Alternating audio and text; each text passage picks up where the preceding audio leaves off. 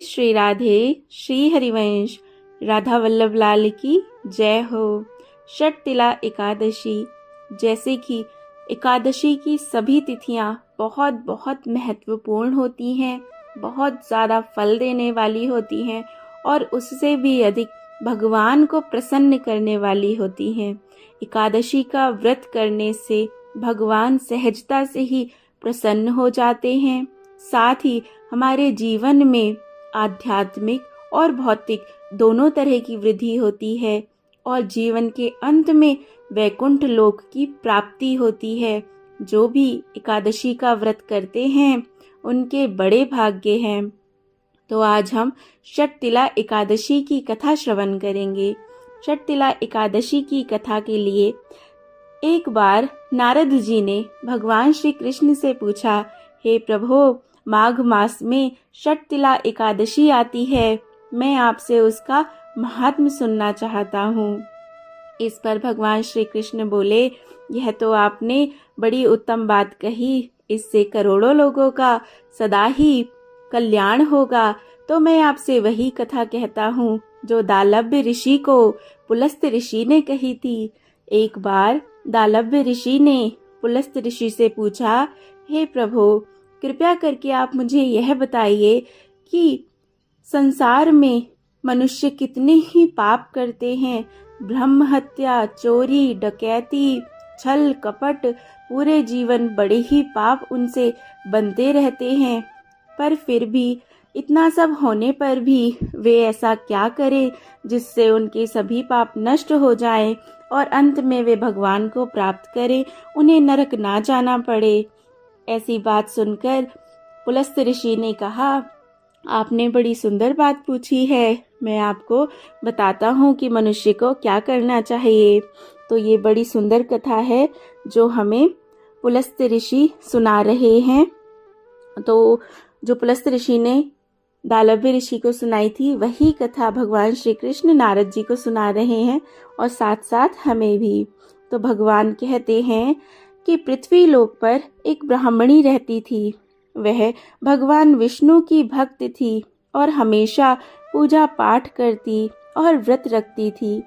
भले ही वह खूब धार्मिक थी, लेकिन उसने कभी किसी पूजा में दान नहीं किया और ना ही उसने कभी देवताओं या ब्राह्मणों के निमित्त अन्न या धन का दान दिया।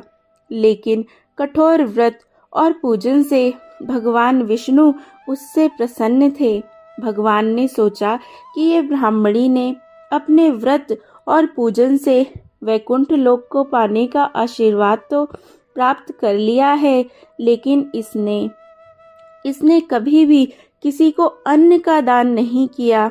ऐसे में वैकुंठ लोक में इसके लिए भोजन की व्यवस्था कैसे होगी। जय जय श्री राधे। तो हमें इससे ये भी समझना चाहिए कि जो कर्म हम करते हैं उसी का फल अंततः हमें प्राप्त होता है। तो अगर हम सामर्थ्यवान हैं और नहीं भी हैं तो कोशिश करके कुछ दान पुण्य अवश्य करते ही रहना चाहिए। इसलिए भगवान विष्णु भिक्षुक का वेश बनाकर ब्राह्मणी के पास भिक्षा मांगने आए। ब्राह्मणी ने भिक्षा में एक मिट्टी का ढेला उनके कमंडल में डाल दिया, जिसे लेकर भगवान विष्णु वैकुंठ लोक आ गए और उसे मिट्टी के ढेले से भगवान ने बहुत सुंदर महल का निर्माण किया। कुछ समय के बाद उस ब्राह्मणी की मृत्यु हो गई और जैसे ही उसकी मृत्यु हुई, वह अपना शरीर त्याग कर वैकुंठ पहुंची और वैकुंठ में भी जो मिट्टी से भगवान ने महल बनाया था उसे वही महल प्राप्त हुआ। लेकिन महल तो बड़ा ही सुंदर था, पर वहाँ पर कुछ भी खाने के पदार्थ नहीं थे, खाना नहीं था और धन भी नहीं था। इसे देखकर ब्राह्मणी बहुत दुखी हो गई और भगवान से बोली, हे प्रभु, जीवन भर मैंने आपका व्रत और पूजन किया, फिर भी मेरी कुटिया में अन्न जल भी नहीं है, ऐसा क्यों प्रभु।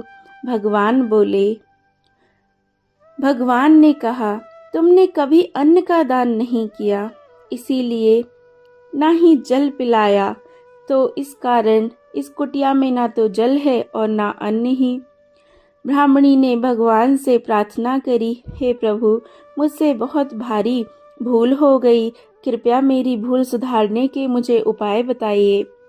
तभी भगवान विष्णु बोले, वैकुंठ लोक में जब देव कन्याएं आए तुमसे मिलने, तो तुम तब तक दरवाज़ा मत खोलना जब तक वो तुम्हें षटतिला एकादशी की कथा सुनाने के लिए राजी नहीं हो जाती, और उनसे तुम षटतिला एकादशी की कथा सुनकर विधि पूर्वक उसका पालन करना। उस ब्राह्मणी ने ऐसा ही किया। जब देव कन्याएं आईं तब षटतिला एकादशी के महात्म्य को सुनाने की उनसे विनती की, और उन्होंने उनकी विनती सुनकर उन्हें कथा सुनाई। इस तरह से कथा सुनकर उस बुढ़िया ने, उस ब्राह्मणी ने एकादशी व्रत का खूब अच्छे से पालन किया, और उस दिन उसने किसी तरह से दान पुण्य भी किया, और बस एकादशी के प्रभाव से फिर उसकी कुटिया धन धान्य से परिपूर्ण हो गई। जय जय श्री राधे। यही कारण है कि षटतिला एकादशी पर दान, और विशेषकर तिल का दान बड़ा महत्वपूर्ण है। मान्यता है कि षटतिला एकादशी के दिन जो विधि विधान से व्रत रखता है, उसे व्रत के प्रभाव से, और जो लोग कथा सुनते हैं, पढ़ते हैं, उन्हें भी भगवान की कृपा प्राप्त होती है। हो सके तो इस दिन तिल का दान अवश्य करना चाहिए, उसे वैकुंठ लोक में हर तरह के सुख प्राप्त होंगे। जय जय श्री राधे।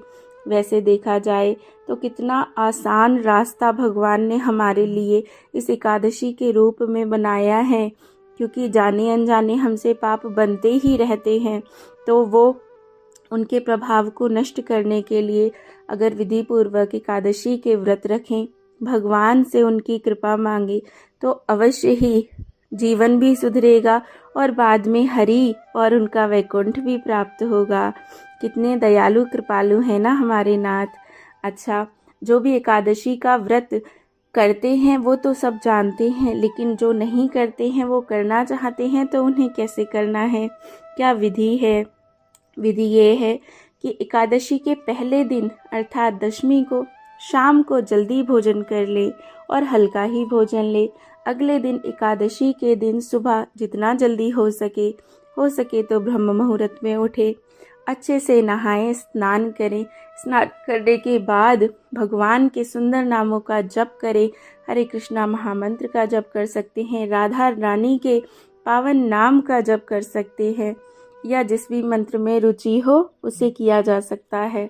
इसके बाद अपने घर के ठाकुर और जो भी सरकार घर के मंदिर में विराजमान है, उन्हें स्नान कराएं, उन्हें वस्त्र पहनाएं, उन्हें उनका सुंदर श्रृंगार करें, सुंदर भोग उन्हें लगाएं और भगवान से प्रार्थना करें, हे प्रभु, आपकी कृपा से, आपकी प्रसन्नता के लिए मैं एकादशी का व्रत करने जा रहा हूँ या जा रही हूँ। कृपया करके आप ही इसे पूर्ण कराएं। बस ऐसी कामना करके व्रत लें और पूरे दिन कुछ भी अन्न ना खाएं। भूख लगे तो आप दूध या फल भगवान को भोग लगाकर ज़रूर ले सकते हैं। ज़्यादा से ज़्यादा इस दिन जप हो, ज़्यादा से ज़्यादा कथा कीर्तन सुने, भगवान का स्मरण करें। और बहुत विशेष बात कि झूठ कपट छल ऐसे कोई कार्य ना करें, क्योंकि अगर अच्छे कर्मों का फल ज़्यादा मिलता है तो बुरे कर्मों का फल भी कई गुना होकर मिलेगा। इसीलिए वैसे तो रोज़ ही नहीं करनी चाहिए, पर एकादशी के दिन विशेष ध्यान रखना है कि हमसे कोई भी गलत काम ना बने। बस भगवान का स्मरण करते हुए दिन व्यतीत करें और रात में हो सके तो बहुत सुंदर कीर्तन करें। और अगले दिन सुबह को हर एकादशी का पारण समय दिया जाता है। पारण समय अर्थात स्नान करने के बाद कुछ अन्न बनाएं और बनाकर भगवान को पहले उसका भोग लगाएं, और भोग लगाने के बाद उस प्रसाद को खाएं, उस प्रसादी अन्न से अपना व्रत खोलें।